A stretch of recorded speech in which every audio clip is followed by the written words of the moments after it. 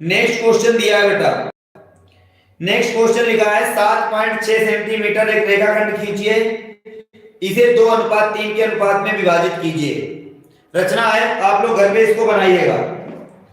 एक बार मैं बनवा चुका हूं, किसमें, पहले वाले अनसॉल्व पेपर में जब मैंने सॉल्व कराया था, आप उसमें देखिएगा।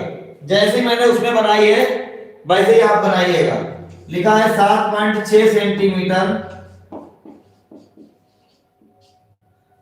7.6 सेंटीमीटर लंबा एक रेखाखंड खींचिए,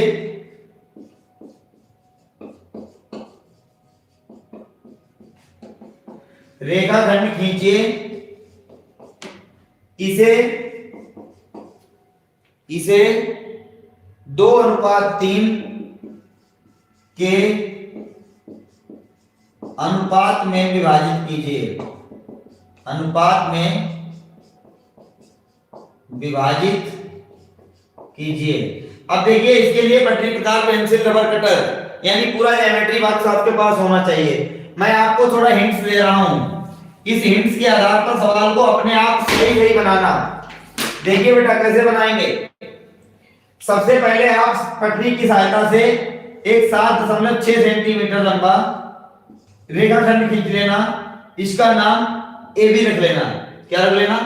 ए बी। फिर क्या करना है आपको, देखिए बहुत सिंपल है, 2 नंबर का है, बहुत सिंपल है बच्चा। आप लोग इसको घर पे लगाना जरूर, पटरी प्रकार पेंसिल रबर कटर लेके बनाइएगा।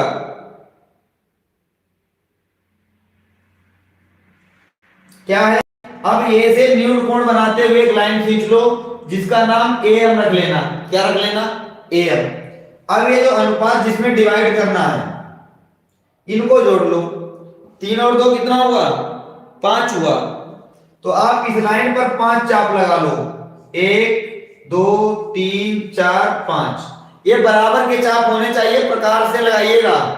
ये M1, ये M2, M3, M4, M5, ये पॉइंट बना लीजिएगा।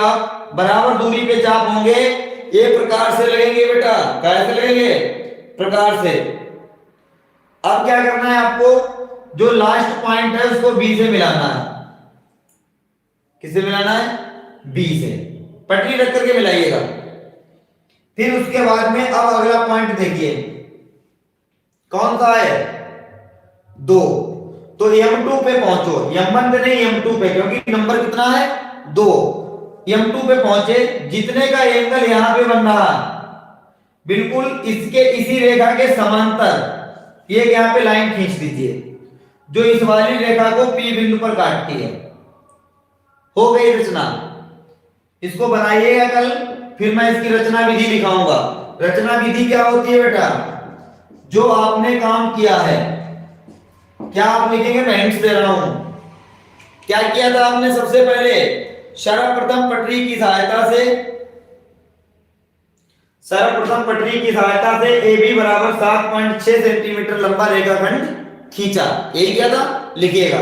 बिंदु ए से न्यून कोण बनाते हुए एम रेखा खींची, जिस पर समान दूरी पर 5 चाप M1, M2, M3, M4, M5 लगाए।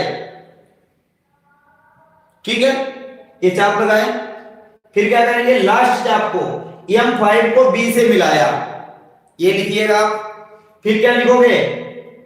पुनः बिंदु M2 से M5B के समांतर एक रेखा खींची, जो रेखा AB को बिंदु P पर काटती है। समझ गए? अतः